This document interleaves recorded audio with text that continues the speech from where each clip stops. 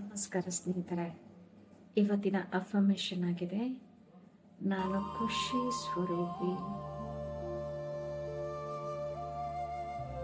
ಖುಷಿಗಾಗಿ ನಾನು ಯಾವುದೇ ವ್ಯಕ್ತಿ ವಸ್ತುಗಳಲ್ಲಿ ಹುಡುಕುವಂತಹ ಅವಶ್ಯಕತೆ ಇಲ್ಲ.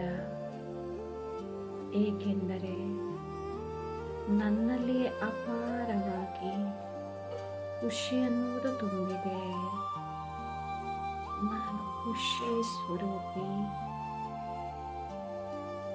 ಖುಷಿಗೆ ಒಂದು ಔಷಧಿ ಎಂದು ಹೇಳಲಾಗುತ್ತದೆ. ಇದು ಎಲ್ಲ ಕಾಯಿಲೆಗಳನ್ನು ಗುಣಪಡಿಸುವಂತಹ ಶಕ್ತಿ ಇದೆ.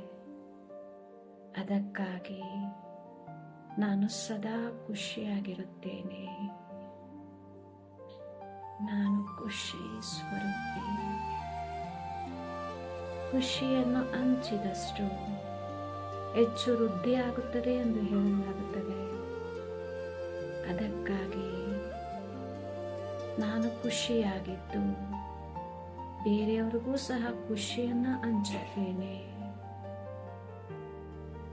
ನಾನು ಖುಷಿ ಸ್ವರೂಪಿ.